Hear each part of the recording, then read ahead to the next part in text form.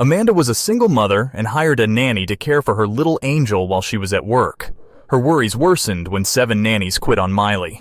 She decided to get to the bottom of the matter and installed a recorder in Miley's room, only to be shocked.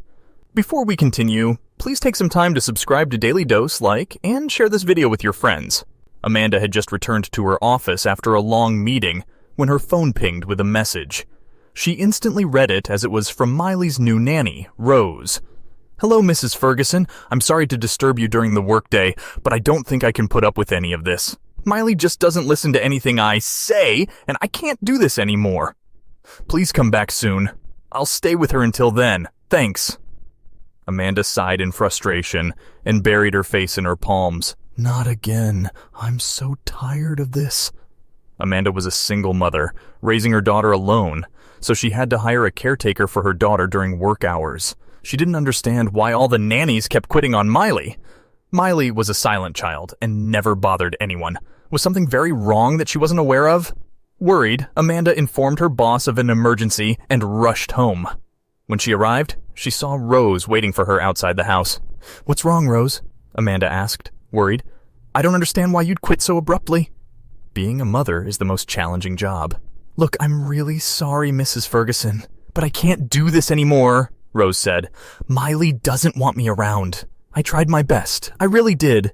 Can we please discuss it once? I really need someone trustworthy for Miley, and I don't think it would be easy if you could consider it." "Sorry," Rose said. "I'll collect my paycheck later. I'll let you know when I need it. Goodbye."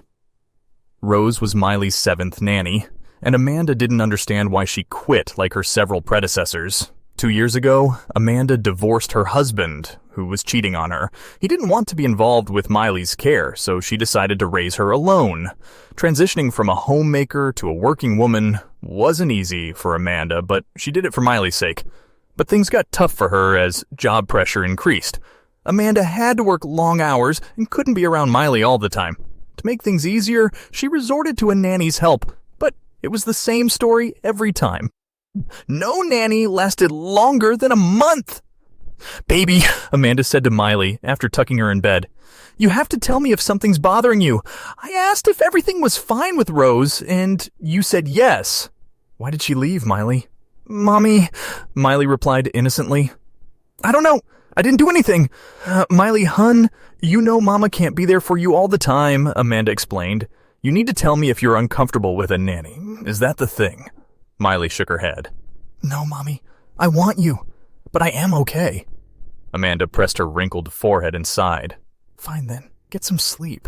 We'll talk tomorrow, all right?" She kissed Miley's forehead and left the room. Amanda didn't sleep a wink that night. She wondered what made the nannies quit and read blogs online to find a suitable answer.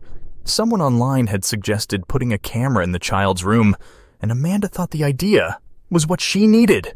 So the next day, she installed a recorder in Miley's room without telling her. Then she requested Rose to look after Miley for one more day, as she had something urgent at work that she couldn't miss. Rose agreed, and Amanda's plan worked.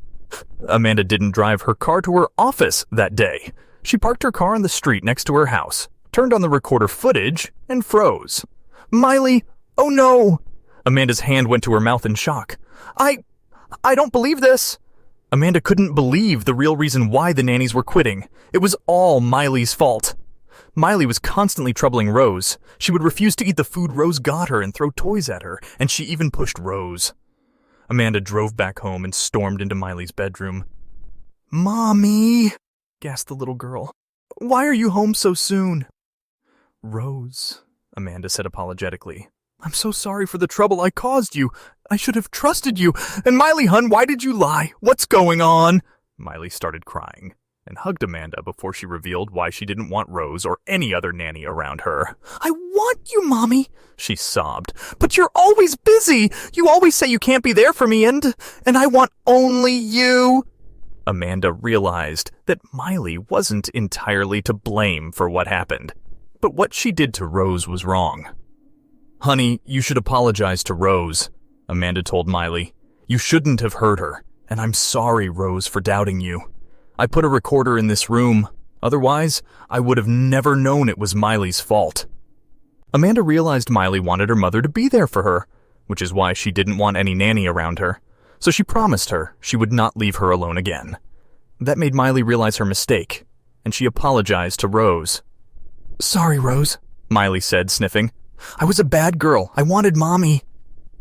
Rose forgave the little child as she was a mother too, and Amanda switched to a remote job, which didn't pay as much, but she had more time to spend with her daughter.